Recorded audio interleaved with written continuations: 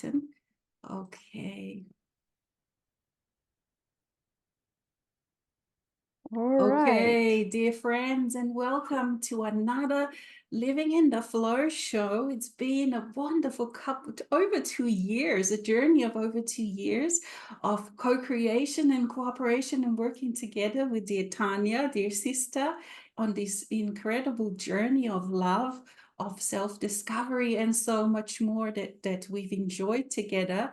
And being a year, being number episode 30, it's a beautiful 30 number. And I want to again, welcome everybody to these times, to these huge new times. And like many have experienced this last few months and the last few weeks, and the last couple of days have been huge. I think in the last about a month ago, we were talking about, well, I was talking about, like the whole Piscean age collapsing within me. And that was like a huge, huge event. And it kind of almost left me a little bit,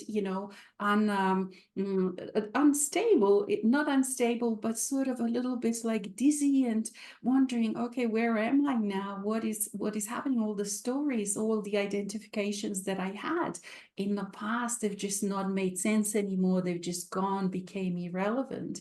And then a few weeks later, in this last couple of days, and I've noticed on, on other people sharing, many of us have given birth within us to the Aquarian age. And for me, like the way it happened a couple of days ago, I was full on drumming for myself, and it turned out to be a couple of hours session when I was drumming and got so into it. I sort of lose myself and go deep with music, just feeling the rhythm, feeling the beats, those primal beats. And then all of a sudden, it felt like something broke, like I thought maybe there was like an earthquake or something happened. And it felt like a rapture, like something just pushed through or fell through or something. And then later I realized that that's what my experience of birthing this new era, the Aquarian era within me. And now feeling all of the different things and feeling myself as a parent, as a mother to this new era within me.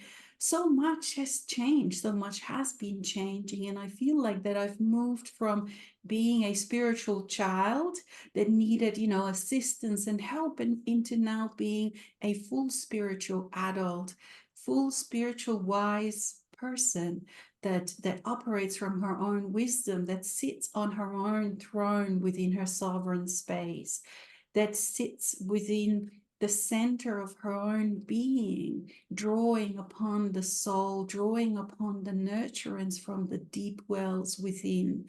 And that this has now been done, it's been completed, this coming back to self, the last bits and pieces that were still not in place have come into place.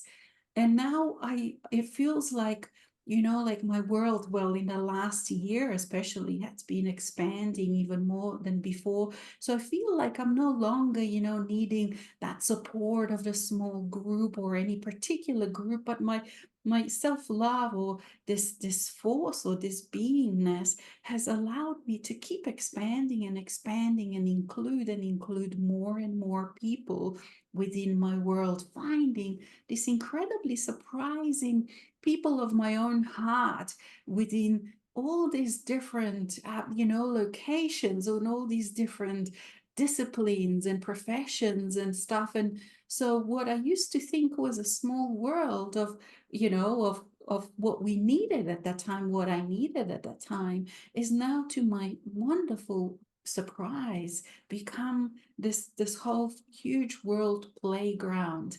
And at the same time, the discernment, the having incredibly strong, not strong as in unmovable, but uncompromising boundaries that do not allow the disrespect, that come from this cultivation of self-love, of love that keeps flowing, that gives me this ability to know what is good for me, to know what is not acceptable, and to know what is okay, and how to behave, and how to to trust people, how to find truth in this world where the solid ground has gone. We're now on this quicksand, on this quickening sand that keeps shifting and keeps changing, and people and organizations and things within that keep changing. So it is so imperative to keep being in this place of being connected with this self-love, because this is the incredible, accurate guidance as to what is true, what is not true for me, who has got my well-being at heart. Not that they can even harm, but you can tell, you can see clearly with clear open eyes, with crystal clear vision, that cuts through all the bullshit, that cuts through all the layers and layers of filters and manipulation that is happening within the mass consciousness, and that is releasing from this world. And yet many people are still playing within that.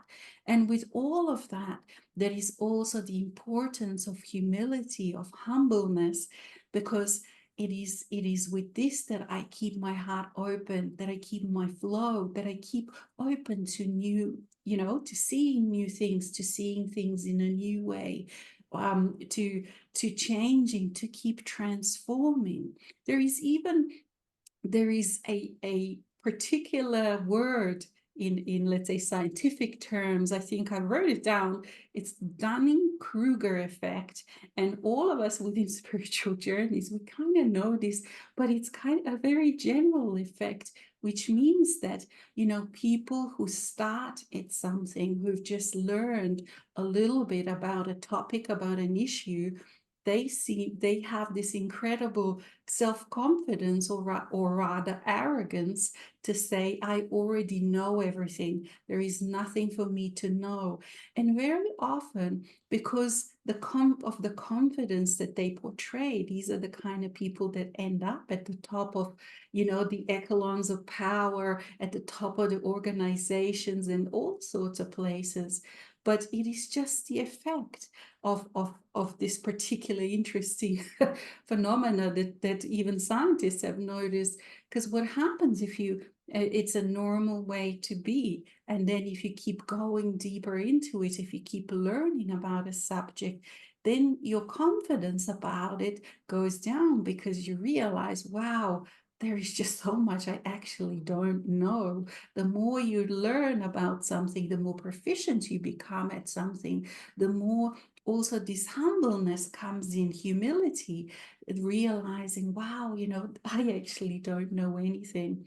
So then at the end of this, if you keep going through it, you come to this incredible wisdom where you are open, and where you're actually open, and you again acquire this confidence, not from the hot air balloon, but from the real experience, because you have lived it, you've gone through it, you've experienced it, and now you know that particular subject, and you actually can now have that real confidence based on truth, based on knowingness, and you can actually say, yes, I am wise, but I am wise in the sense that at the same time I know everything, but also I don't know anything.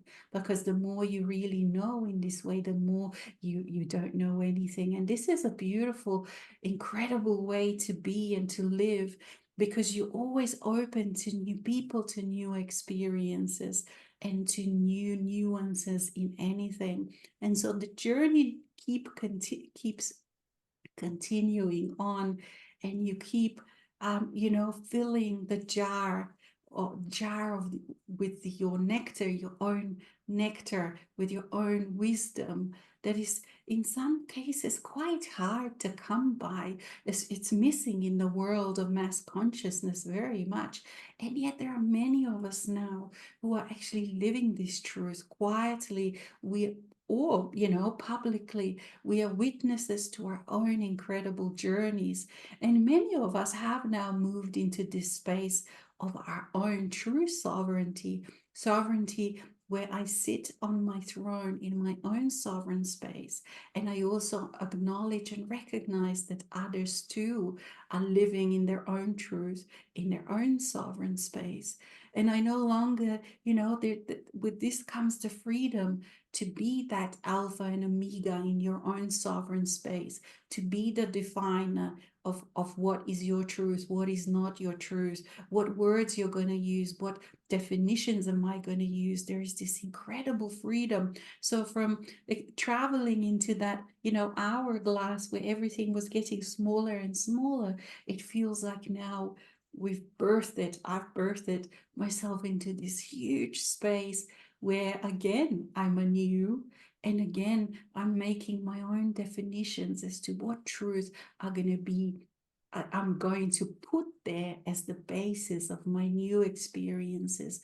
What are the truths that I value? What are my own values? How do I want to experience this new world? And so there's so much to unpack and to unravel. And at the same time, also with dear Tanya, we do have a little news for today. And so over to you, dear Tanya. Oh, you want me to release the news?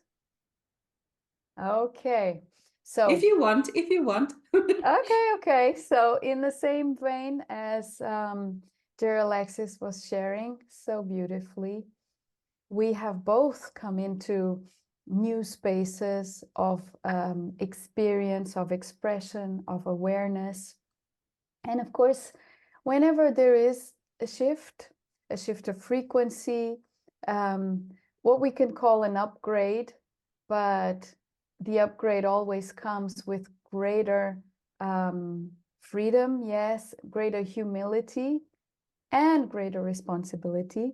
So the responsibility always keeps growing, humility keeps growing, because you become so free from having to know everything, from having to have the answers, from having to navigate from a place of past identity all the time. So for me, it's been like that for years. And each time I come to a turning point, which has happened throughout this year and very, very more precisely, more strongly in the last 4 months, it has been very, very strong.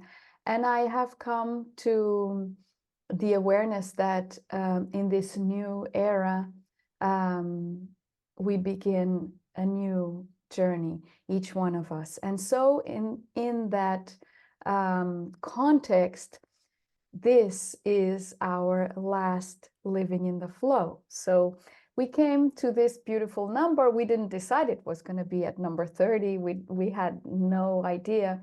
It was just this knowingness that this is done. And this has happened with other things in my life as well. But the beautiful thing about letting go and letting flow with grace and ease and gratitude is that when you are creating wholeheartedly, whatever it is, let's say this show, then when the time comes that it is moving into something else, so that is changing, you're letting it go. And I'm going to invite everyone to do this this little, it's not an exercise, it's an allowing, which is whatever anyone who is watching has come to an end of, notice you are the creator and the reality is yours. So whatever you have put into that creation is yours to receive. Now, when you have wholeheartedly been in that creation with no doubt, with no fear, just been there, then that is what you are receiving. So you will receive the result of that into you, and that will expand you and fill you and take you wherever it is to take you next. So whatever you create next, always make sure you're doing it from a whole heart. You're doing it completely.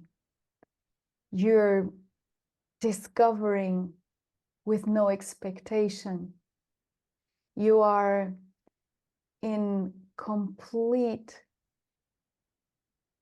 how can I say, surrender, really, in complete surrender. Wow, this is my new creation, and I am discovering it breath by breath, and I am fully, fully in it. You know that whenever the time comes, because on earth this is the way it is, nothing is permanent. Whenever the time comes to wrap it up and move on, wow. So the invitation is, make sure you always create something worth receiving. And many have focused throughout the ages, create something worth giving, right? Worth giving. But notice, if it's something worth receiving for you, for sure it is worth receiving for anyone else. Because you've put everything you have in it. You've not created it from a place of scarcity. Oh, I can't do too much. I can't give away too much. I can't. No, you've created it like, yay, let's put everything into it. That's what you receive. That's what anyone else who is willing will receive from your creation.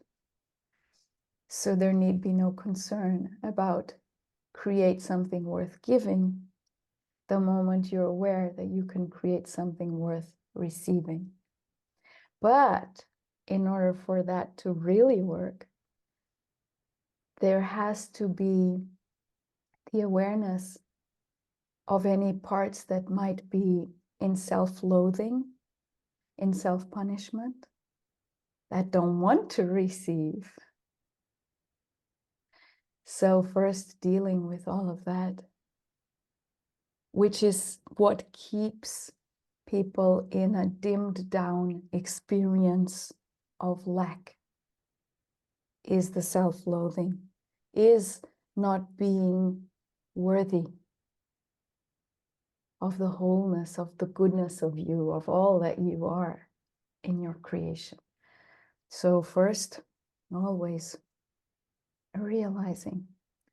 And also that self-punishment, that self-loathing, even towards being human, is what creates this this illusion that the grass is always greener on the other side, that there is somewhere else, that we need to transcend this in order to achieve that. The moment you realize, wow, there is nowhere else to be right now, that this is everything there is for you to experience now, and you surrender so fully to that, then just sense that all of the effort, all of the struggle to get beyond, to go somewhere else, to be better, to whatever, it just falls away, falls away. And then you can relax into this beingness of discovering human from a place of connection, no longer from a place of separation. And then, oh, wow, what a beautiful creation it becomes. And yeah, we know nothing about it because we only know in the moment it's being created.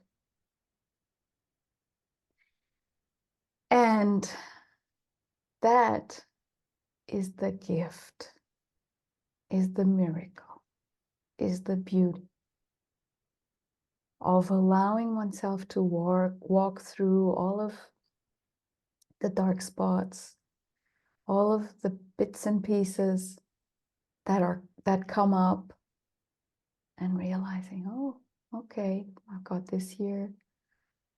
What do I do with it? And you bring it back home, and you bring it back home, and you bring it back home. And then you realize none of it is not worthy of being whole, of being one with you. Now, on this vein, I'd like to share about the fact that there is much talk within the Shambhala circles, for instance, about just shine your light, shine your light. And I'd like to invite you to take a deep breath and realize it's not something you do. You can only be that. So it's not something that requires any doing, any effort at all. It doesn't even require any reminding.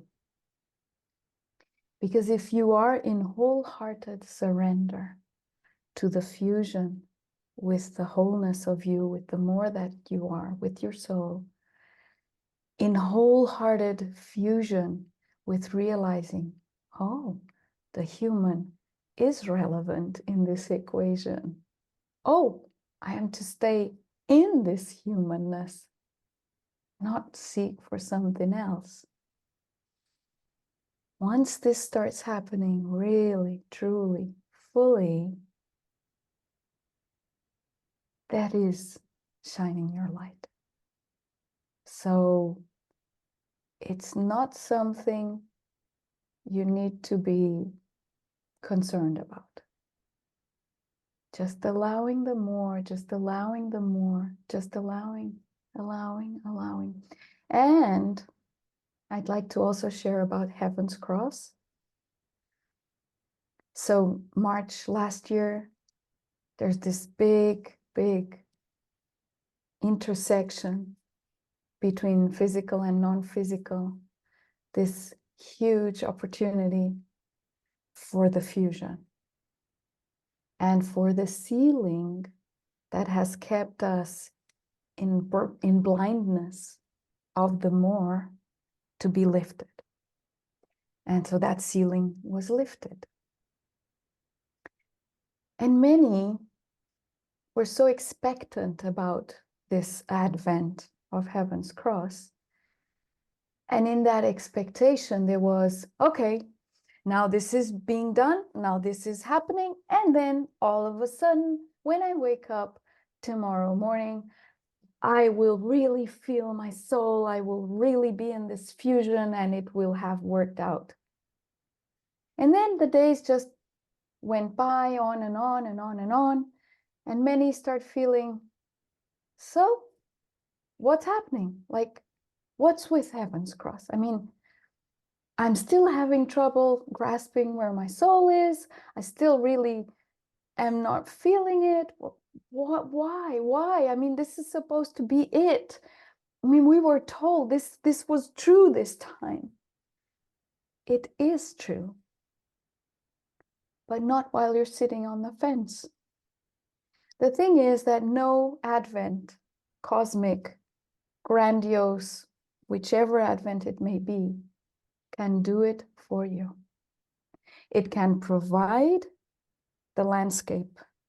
It can provide the openness. It can provide the connection possibility, but only each one can walk the talk and really go and grab all of those parts that are still unloved, that are still waiting to be accepted, all of that, so that the fusion can happen. Having said this, you will notice that so March, there was an acceleration, April, May, June, July, then it started getting harder and harder and harder, and it started to seem more challenging and more challenging towards September, October, November, right? Because many were just sitting on the fence, waiting for it to be done. It is not going to be done. Each one has to take full responsibility for doing it for themselves, for really owning this throne, this sovereign space of wholeness. And yes, there was a deceleration because of there not being so much movement towards reunion. However, the ceiling is not there anyway. And it does feel more challenging, yes, because the ones who have said yes to soul are being pushed, pushed, pushed to the edge, because there's no way you can turn your back on that choice. No way. So if one has chosen, yes, I do want to reunite. It can be harder, it can be easier, whatever, but you can't turn your back on that choice. So Heaven's Cross won't do it for you, but it has provided a huge, huge opportunity that has not gone away, that has just intensified with the entering of Aquarius. And it's here. It's just here. And still another thing I'd like to add on that note is there is no such thing as ancestral karma. If you're hanging on to that belief that somehow maybe it's hard because the family you came into in this lifetime is of service to you. You came into it for you. The moment you're done, you're done. It has been for your benefit. The moment there is nothing else to be had from that experience, move on. No ancestral karma can tie you down because you know what? This family you were born into in this lifetime is not necessarily the same from past lifetime and 200 lifetimes ago. It's each time you get a new ancestral karma, basically. So it's not yours. It's not yours. It is not yours. It is sitting there to serve you. It has elements that serve you to find your way back home. It is the pearls on the way. However, it does not bind you. It does not push you back.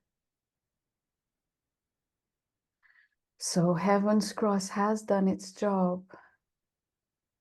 Now you do yours. And like we are embracing this new opportunity to discover more of who we can be in human form, because that's the whole discovery here.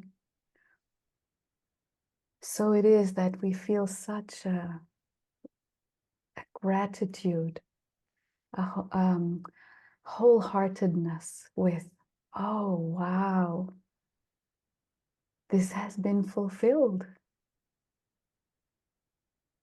That's the beauty of being able to move on in each step into each new with the benefit of what was created, always filling you, bringing you more wisdom, but not exactly knowing what the new is ever.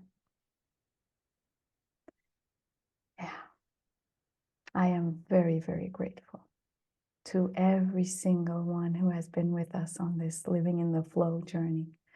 Wow. Alexis, wow.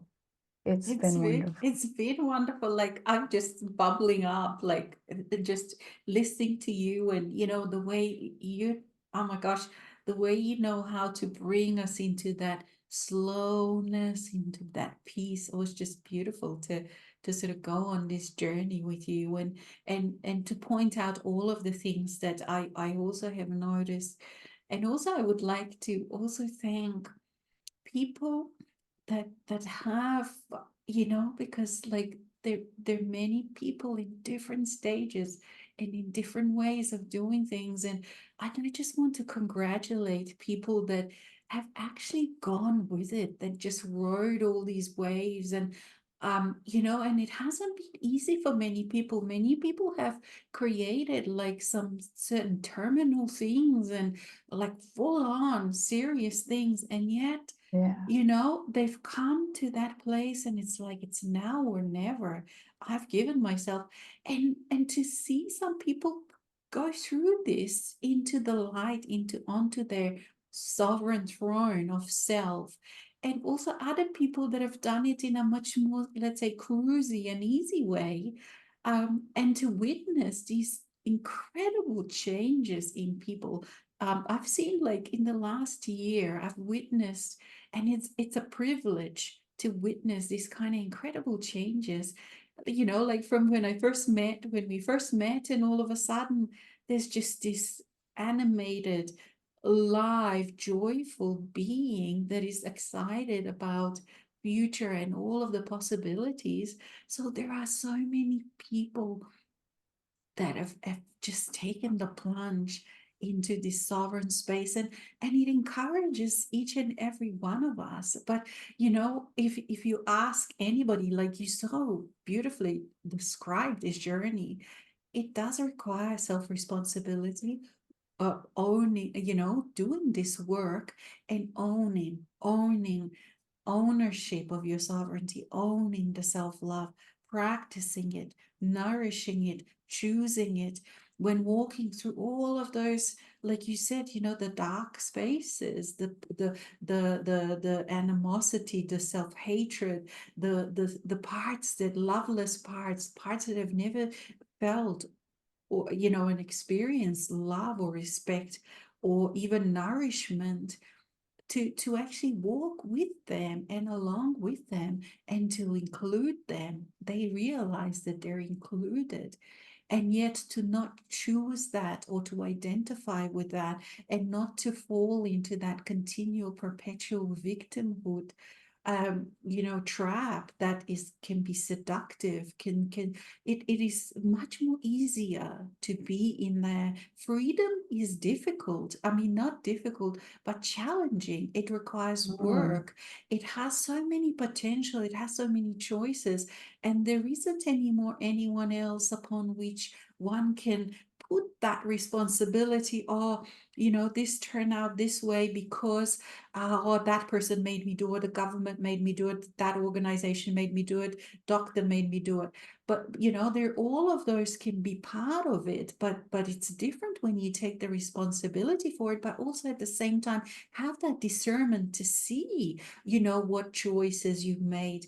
All of it is available with this self-love. Self-love affords and brings, or I can use the word soul, or whatever one uses for these things. It brings all of these things, so you're more alive, more able to see, more crystal clear. You see more, you see darkness, you see manipulation. Like very often things do turn upside down. Like you thought someone was your friend, and you realize actually no, they were manipulating you, they were feeding off you. There's all of these kind of realization that, or a parent, can be a relative, can be someone at work. um you see this realization, but at the same time it's not anymore that kind of emotional, dysregulation, emotional collapse, that incredible disappointment where your whole world falls apart. No, not at all, because you carry yourself in your own self-love, in your own support, and you can, so to speak, cruise through these things. It doesn't mean you don't feel sadness. It doesn't mean I don't feel grief. Actually, I have to work with it, feel it, but it's not protracted or long, but it touches me deeply, because I'm vulnerable, I'm open to it, I acknowledge it, and then it brings me back to self-love.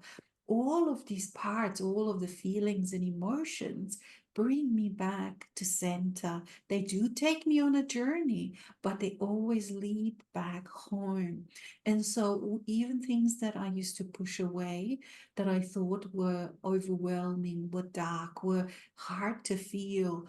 Many of us are dealing with things of toxic shame, trauma, post-traumatic stress disorders. All of these things are incredibly take a lot of courage to look at them, and yet at the same time it's not possible not to look at them when you're in your self-love, because that wasn't living out of those places, was not loving to self, not loving to others, living out of those, but transforming them, allowing that love, that light to penetrate, to infuse those places. That is what self-love is. That process easy? No, it's challenging. It takes you through some real things, and as I said, enables you to see people in their crystal clear. But the self-love also makes everything very soft, very able to tolerate, to not to take as in like, someone is punching you or overwhelming you or anything, but it's just like, wow, this is so full on, this is so intense, but you know what? It's okay. And what I've been sort of having in my head in the last few months more and more is two expressions that kind of mean the same thing. One is, from Yeshua's time, from biblical time, by the fruits of by their fruits of their labor shall you know them. They will be known by the fruits, by the harvest that they produce. And in English, the saying goes, by their pudding, what does their pudding look like? Pudding as in like a dessert or something that they've cooked. Is it tasty? Is it healthy? Is it delicious? The fruits of their labor, what are they like? Are they rotten? Because people can present, or they may have all of the trappings, and they may have cars and wealth and beautiful houses and all of these things. And there is absolutely nothing wrong with that, because out of self-love, you can afford yourself good things, but it is a different motivation, and because it's out of self-love that you have those things, not that you have those things because you need feeding, you need admiration by others, you need to pretend to have this kind of image, and yet inside the fruits are rotten and smelly. And the thing is, there's nothing wrong with that either, because everyone has the opportunity. We all start in all of these spaces, and we all start with, because we've been 3D, we've been co-creating the world as it is. All of us have Yeah. been co-creating wars and hatred, and not inclusion, this side and that side. And that's why this self-love, it includes all. It doesn't agree with all. It sees the pain, the suffering, it sees the manipulation of people, but it can include them as people, also as parts within the same process within. And you can also see that all of these people have some beauty, have the gold and the diamonds within them. And so it pays to also listen. And when you're open, then also they open, and then that understanding and communication happens, and then you have no more war, whether it's between neighbors, between partners, between family members, between nations. So it all sort of comes from this inner work. But is it like you said, yeah, that's why people sort of are going into that AI and robotics way, because they think, well, all of us as human, each one as human being has this kind of idea somewhere deep inside, or perhaps more on the surface. But some people are now going about achieving these things via maybe augmentation, body augmentation, implanting all these robotic things or whatever, because they think this will make them immortal, that this will make them not powerless, because this is a huge one, and it's hard to feel powerless. It's hard to feel that. and it's hard to be in that position, you know, and everyone wants to feel self powerful, but it's not powerful that we want to feel. Really, we want to feel self-empowered, meaning sitting on the throne within our own sovereign space, not in over someone else, but in our own sovereign space, so that I choose my truth, I choose who I am, I choose my choices, I choose my potentials. But as mentioned, you know, this kind of freedom, you know, it's easier sometimes to like on the outside, so on the inside, it's easier to have some authority over you, because then they tell you what to do, and it's very easy, either black and white, and you do this or you and you're good, and if you do that, you're in trouble. And then also for all of the results, all the fruits of that labor, you can blame the authority. But when you're free, when you take responsibility, you then have to then say, okay, I actually co-created this, fully, either fully created, or if I'm with work with other people, I've co-created with them. But it is not hard, it's not the same soul-filled life, self-love filled life is not the same, because it's not harsh, it's not barren. In all of these things and experiences, you have this beautiful like anointment, this sacred oil anointment that anoints everything. And so even, you know, the everyday disappointments in life, feeling of grief, feeling of you know, something not working out, feeling of all of these things, they actually, I'm supported from inside. I'm always supported. I am never alone. And also, if you know, the attitudes that I have towards me, I'm okay with making mistakes. I'm okay, you know, if there are even mistakes, if such a thing. But you know, I'm just saying that. But whatever happens in my life, I self love, I self respect, I self treasure. And so, whatever happens, I actually can kind of cruise through all of these things, even though to someone else may say, well, how have you done this? You know, it seems hard, but being in it is not hard, because all of it was oiled by self love. All of it was nurtured. All, throughout of it, I joked with myself. I treated myself well. I didn't put myself down. I didn't beat and berate myself. I didn't hate myself.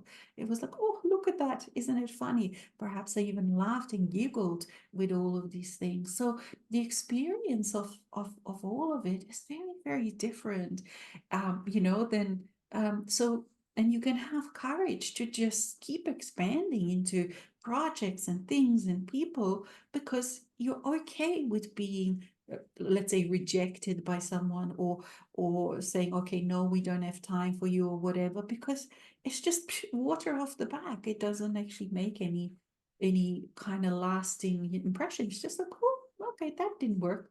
So this is why, you know, like through all of these things, it's kind of like cruising and surfing, and it looks like and it feels like that. And within all of that, there's also these incredible joyful moments and pleasures and sensuality, and you know, playing with music and dancing and just reveling in this beautiful feeling of this radical self-acceptance. You know, I am who I am where I am, and all is well with me, and all is well with my world. You know, and this is like been thousands and thousands of years of journey, of thousands of lifetimes to come to this place. And yet here I am in this minute, and now another job has come. It's like, okay, so what do I put? What are the bases now from which I now operate? What are the truths that I'm going to operate from in this world? And now, because of the work I've done, I actually am in that space where I can make those choices, and they actually work, and they go, because all of that other stuff is being cleared and owned, and whatever else that is needed. And so, you know, I like it's been a wonderful journey, Tanya, what we've co-created, and with each one of us, and the gratitude, and also the just this ease and grace of how we worked. and you know how easy it was just to come together, have these talks, and then also at the end of each episode, you know, to know when both of us always know when we've come to kind of the end. And so it's been a beautiful experience from my side, you know, to work with you, dear Tanya, because it was really with so much grace and ease that we've, you know, from my side, and you know, to have reached people like we are you know, shows of like about 1,000 people, over 1,000 sometimes, you know, if you look at Facebook and both all of the Facebook and both YouTubes. And so we've kind of been reaching a lot of people, and a lot of people that I would like to thank, and also, you know, be grateful for, and for all the donations that you've supported this program. And also I would like to invite you to continue with us. And so like for me, I used to do, before the show, we used to do a show, monthly show called Blueprints of the New. And I realize now that now it's again time for blueprints. I love this word, you know, and but it's just going to be blueprints, and probably in a shorter version. I'm still working all the ins and outs, but we continue the journey in a different way, a slightly different way, but we definitely continue, you know, on this journey. It is far from finished, because we are eternal. So we're Oh, gonna keep yeah. playing in our sandboxes. For sure, for sure. In my case, all of the live shows have ended, so all of them that I was doing are no longer in effect. But there are a lot of offerings, a lot of things that are in effect. And the Ultimate Freedom Retreat is coming up 16th to 20th of March here in Tomar, Portugal. We still have spaces. So if you want to visit my website, inpassioncoaching.com, and find out more about it, you're most welcome. But in the vein of, so of course, this is far from ended, is just a new beginning where what was being done now comes to an end. But it is a body of wisdom that, like, these 30 videos are available on both our YouTube channels, and we do invite you to listen again to whatever appeals, because it's always new when listened to again, whatever is on our channels, whatever there, not only our creation, living in the flow, but anything. It is new. It gains new depths, new wisdom comes through, because each one is in a different place when approaching these materials, and because also we are always in a different place, and all of that is in all of our creations. And I'd like to share this particular experience, because it's so appropriate within what you were sharing, Alexis, that, as you all know, we created here a cooperative, Te Inspirar Cooperative, and that cooperative has been in creation since October 2022. And it actually came into effect during this last year. And I shared periodically how much I was learning, how much fun it was, also how challenging it was to have so many new things, learning new things all at once, coping as well with bureaucracies and people and all sorts of things.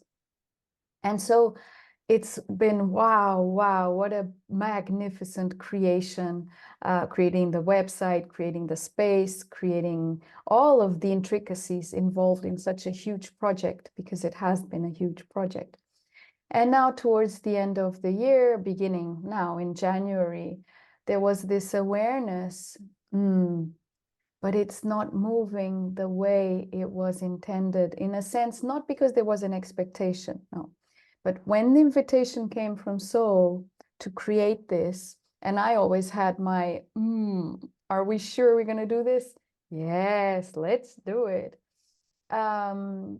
It was, let's create something that will expand and bring about so many different opportunities of creation. And at that time, that was exactly it. And it's been that until the moment it started slowing down. because the receptivity of such a project, probably because of it is maybe a bit too much to swallow, basically, where we live in this particular region, whatever, it doesn't matter. What happened was that with this slowing down, it became harder. And I started realizing, wait a minute, are we going to go into struggle, pushing forward? No, we're going to go into gracefully letting go. And that was a big, big thing, big turnaround. Initially, it was it was a grief, because this was was a creation created with so much truth in it that, yeah, this is what I want to do. And knowing that this is what many wanted to do at the same time, and we're all doing it and all that. And then coming to the realization, okay, it didn't quite work out the way it was intended, or the energy didn't flow. And realizing when it's not flowing, then there's no point pushing forward, which we could, but that's not our truth. That's not the truth of who we truly are if we're living in grace and ease and simplicity. And realizing, oh, wow, so, okay, so now we're gonna let everyone know this project is not really flowing in the expansiveness it was before, and as it's slowing down, it's no longer relevant. And so it took about 2 weeks or so to digest and cry and mourn, and then receive and receive.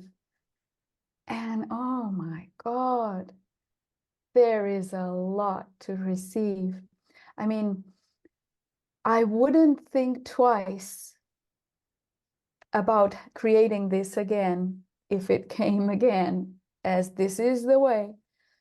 For all of the beauty, all of the expression, the art, the learning, the wow, it's been incredible to have this chance to have something like this that wanted to exist, and to have all of the everything that was necessary, the people, the places, the money, the everything, to put it in motion.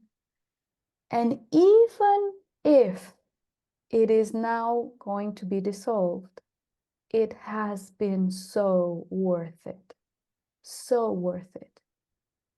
And so as it is being dissolved in the moment, it is with such grace and gratitude that, wow, look at this. We created this. Now, does it matter if it worked out or didn't? Was it a mistake? No. Didn't it work out? Well, I don't see it that way, you know. It's like when people are in a relationship, an intimate relationship, and they are so in love with each other and experience so much beauty and merging together and all of that. And at some point, they start going different ways. And then the merging starts dissolving. And would you say that that relationship was not worth it? Would you say that you are not richer, grander, more than you were before you had that relationship? Because when a relationship ends, it's not because there was a mistake, that it wasn't supposed to happen. Not at all. This is kind of a belief system that is very ingrained in mass consciousness, but is totally useless. And in this same way, is like looking at it and saying, wow, what beauty. And feeling the relief of being aware to allow ourselves to let go, to not be in effort, to not be in pain, to not be in wanting to make anyone convinced of this or that or nothing. It's just, okay, now we move on. We move on. And so, yeah, whatever we create, if we're creating it from this wholeness, from this passion, from this joy, the seeds are there. It's never useless. Never, ever. So it's not about how much effort or how much went into it, like huge amounts, many hours, money, everything. But that is what we're here for. We're here to create. We are here to create. And I think that So uh, for me, that's it. like this in this feeling, it's a lot of the time, like I think what we used to, like you said about the relationships, there is that thing that we were primarily doing things for others. But for me, like I've realized lately more and more that actually all of the things we're doing for ourselves. And so you've created this basically, like maybe For thinking, okay, this is ourselves. gonna be for community, but really it's your own But it was for experience. us. That's Yeah. right. And it's just, And once it's not serving you, you have to yeah, put you have to put self-respect it first. exactly. And it's the same with my music, because I play so much now, both like I play the piano and I play the drum, but mainly I play for myself. And I realized, wow, this really is, there's no need for any audience, although there may come opportunities, but it is just that all of these, like why I learn things, why I do things, why I enter a relationship, why I create, why I go this, it really is for self. And this is again coming Yes. from that throne of self, even though it can serve others and it does Yeah. serve others, but that's like an icing on the cake, Yeah. it's not the main. And that's why you can it's kind of like, okay, wow, because people are still so into this, because whenever you do something, it's like, oh, so what are you going to use it for? Oh, so when are you going to perform? Oh, so when, it's all of these questions. And it's Yeah. just like, oh, I'm just playing for myself. Oh, is that because you're not good enough? Is that why you're just playing for yourself?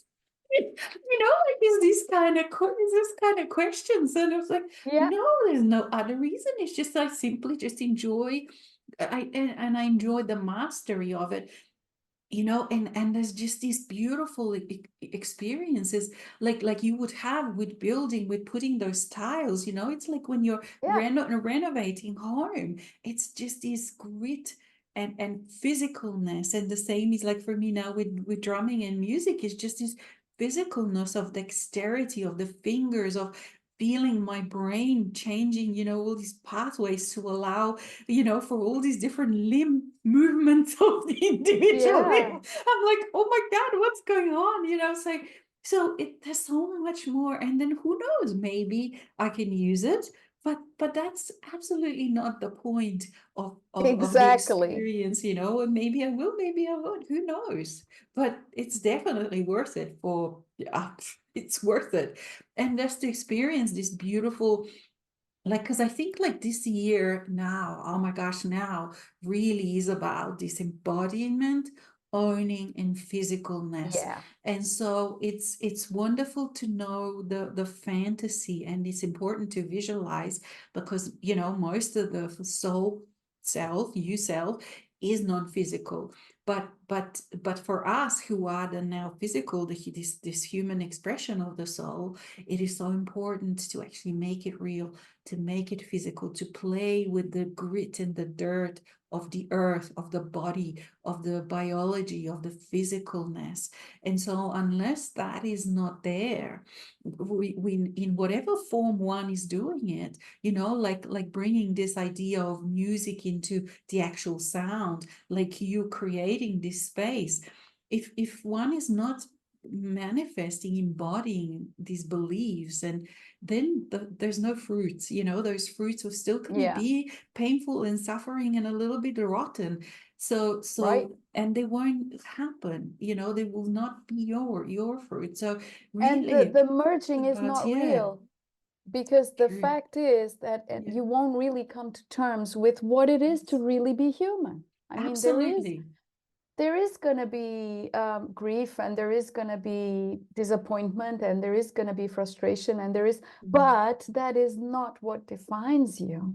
Mm, absolutely not, because we are eternal, and we are these soul beings playing in the sandbox, which is called the earth, Yes. the physical reality that really tells you how you're doing. Like by the fruits, the real physical fruits tell you how you're doing, and it's not, as I said, it's like in bringing to life those things that society deems what is valuable, but more like in your own inner experience, in your own inner mastery, in your own this feeling of, wow, look, I didn't know this a week ago. Now I can do it.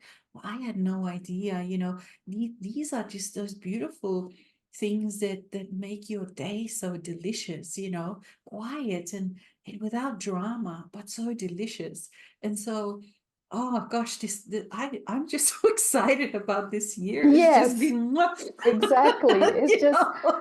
oh, Yeah, wow. And now that yeah. I'm relieved of a lot of Mm, because I was already feeling a burden because of having to do a lot of stuff because it wasn't flowing the way it was supposed to. Now that I'm relieved from that, it's like, yes, come mm, on, mm, let's mm, just mm, play. mm. And yeah, I think we We've have come to the come end, haven't we? to the end. And Yes. oh gosh, and it is so joyful. Mm, mm, So much gratitude. mm. Wow. Thank you, thank you, thank you. And thank you, dear Tanya, dear sister. And thank you to each and everyone who has participated and also who will participate in the future. For you Yes. too are very much here and very much felt and very much valued and welcomed and loved in friendship and in this camaraderie on this incredible, most amazing journey we are And on. Alexis and I have already said, we will go dancing together one of these One days. day. That's it. Absolutely. So let's Absolutely. all dance. There is oh, yeah. Matea says there, thank you so much to both for this precious gift. Thank you also, Matea, for being here with us. Thank And you all. and namaste, and until next time. Yay. Until next time. Namaste.